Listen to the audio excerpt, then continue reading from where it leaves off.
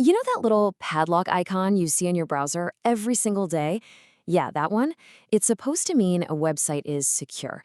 But what does that actually mean?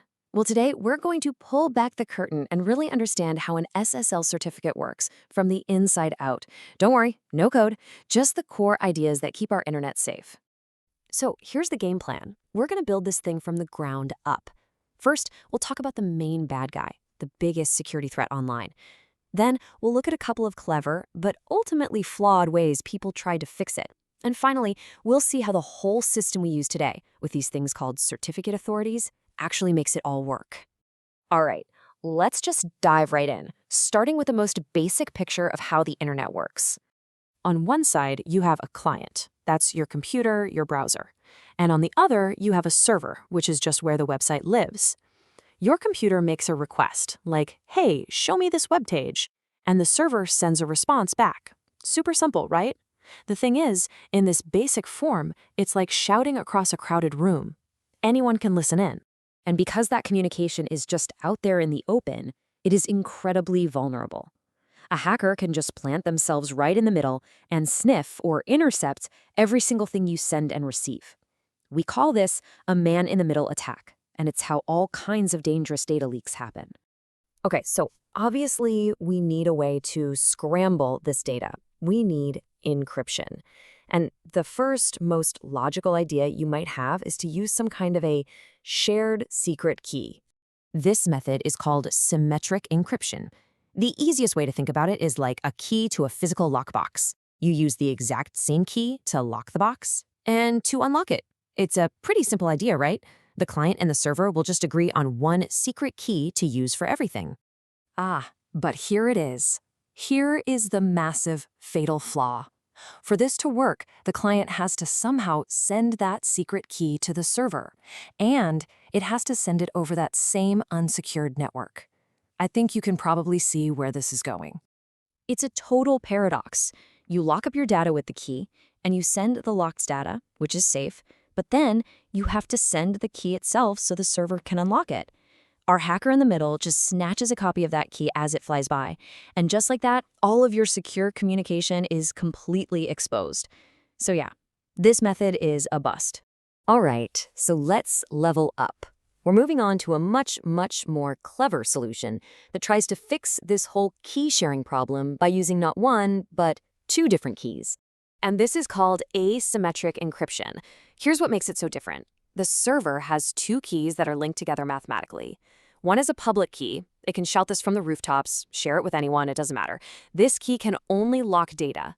Then it has a private key, which it keeps totally secret. This is the only key in the world that can unlock the data. So the public key locks, the private key unlocks. So check out how we can use this to share a secret key safely. The server sends its public key out to the client. The hacker can grab a copy. Who cares? Now the client creates a brand new temporary secret key for this conversation, locks it up using the server's public key, and sends it back. Now, even if the hacker intercepts this, they can't open it. Only the server's private key can do that. And boom, the server unlocks it, and now both the client and server share a secret key securely. I mean, that feels pretty foolproof, doesn't it? We totally solved the key exchange problem. But a really clever hacker can still break this entire system by being deceptive right from the very start. This is the ultimate con. When the server tries to send you its public key, the hacker intercepts it. But then the hacker sends you their own public key, pretending it came from the server. And here's the kicker. You, the client, have absolutely no way of knowing it's a fake. So you trustingly lock your secret key with the hacker's key, they decrypt it, steal it, and then they just play proxy, spying on your entire conversation. And that right there brings us to the real solution. We've realized the problem isn't just about scrambling data, it's about identity. How do you prove that a public key actually belongs to who you think it belongs to? This is where the Certificate Authority, or CA, finally enters the story. Think of organizations like Let's Encrypt as like the internet's official notaries. Their entire purpose, their whole job, is to verify that a server owner is exactly who they claim to be. They are the trusted third party. So here's how a server gets its official proof of identity. The server goes to a CA and gives them two things: its domain name and its public key. The CA then uses its own highly protected private key to create a unique encrypted digital signature. This signature is basically a legally binding promise saying I, Let's Encrypt, personally vouch that this public key belongs to this domain. That promise, along with all the other info, gets bundled into what we call an SSL certificate. Okay, now our server has this official certificate in hand. Let's run this whole scenario one last time and see exactly how this completely shuts down the hacker. So now, when your browser connects to a server, it doesn't just get a public key. It gets the public key plus the official SSL certificate that proves its identity. And here's the magic moment, the verification. Your web browser already knows and trusts the public keys of all the major CAs like Let's Encrypt.